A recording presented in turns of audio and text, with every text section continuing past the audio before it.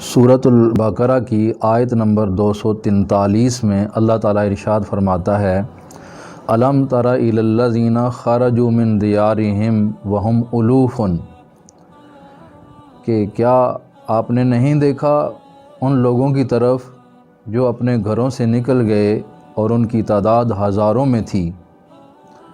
کیوں نکلے تھے؟ فرمایا حذر الموت، موت کے خوف سے، موت کے ڈر سے نکل گئے۔ فقال لهم اللہ موتو، اللہ تعالیٰ نے ان سے فرمایا مر جاؤ۔ ثم احیاہم، پھر ان کو زندہ فرمایا۔ ان اللہ لذو فضل علی الناس، بے شک اللہ تعالیٰ لوگوں پر فضل کرنے والا ہے۔ ولکن اکثر الناس لا یشکرون، لیکن اکثر لوگ شکر ادا نہیں کرتے۔ اس آیت میں ذکر ہوا ہے کہ کچھ لوگ گھروں سے نکل گئے موت کے ڈر سے، تو پھر اللہ نے ان سے فرمایا مر جاؤ، پھر مرنے کے بعد فرمایا ہم نے ان کو زندہ کر دیا۔ تو یہ کون لوگ تھے اور واقعہ کیسے پیش آیا؟ حضرت امام جلال الدین سیوطی رحمۃ اللہ تعالیٰ علیہ اپنی تفسیر میں یہ روایت جلیل القدر مفسرین سے درج فرماتے ہیں کہ یہ وہ لوگ ہیں جن کے بارے میں فرمایا ہزاروں لوگ اپنے گھروں سے نکل گئے، ان کے شہر میں طاعون کی بیماری پھیل گئی۔ جب بیماری پھیلی تو یہ لوگ موت کے ڈر سے کہ طاعون کی وجہ سے ہم مر نہ جائیں، موت کے ڈر سے اپنے شہر کو چھوڑ کر دوڑ گئے۔ ایک وادی میں جا کے ٹھہرے، تو وہاں جب ٹھہرے نا تو اللہ تبارک و تعالیٰ نے دو فرشتے بھیجے، ایک وادی کے اوپر والے حصے کی طرف کھڑا ہوا، دوسرا وادی کے نیچے والے حصے کی طرف کھڑا ہوا، اور ان دو فرشتوں نے چیخ ماری اور ساتھ یہ بولا موتو، تم سب مر جاؤ۔ تو ان کی اس چیخ کی آواز اور اس لفظ بولنے سے وہ سارے کے سارے لوگ مر گئے۔ مرنے کے بعد چونکہ یہ ہزاروں تھے، اور اگر کوئی پوچھے کہ کتنے ہزار تھے تو قرآن مجید نے وہ تعداد ذکر نہیں کی ہے، اور روایات میں بھی اختلاف ہے، کسی نے کہا 70,000 تھے، کسی نے کہا 30,000 تھے۔ بہرحال اتنا ہی کافی ہے کہ وہ ہزاروں لوگ تھے۔ تو آپ اچھی طرح جان سکتے ہیں کہ ہزاروں لوگوں کو دفن کرنا کتنا مشکل ہے۔ تو وہاں جو قریب لوگ تھے انہوں نے کہا کہ ان کو دفن کرنا تو بہت مشکل ہے، لہذا انہوں نے ان کے ارد گرد ایک دیوار چن دی کہ اس میں یہ محفوظ ہو جائیں تاکہ درندے نہ ان کو کھائیں۔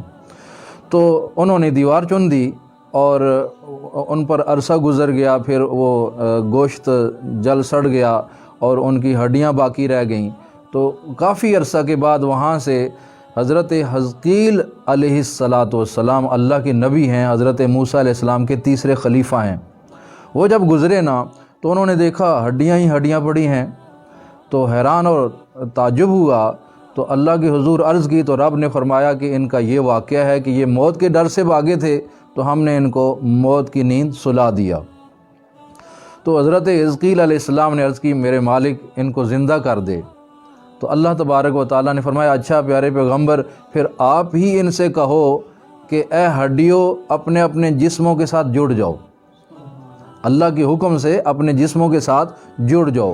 وہ ساری ہڈیاں جہاں جہاں پڑی تھیں اپنے اپنے جسم کے ساتھ جڑنا شروع ہو گئیں، تو یہ ہڈیوں کا ڈھانچہ تیار ہو گیا۔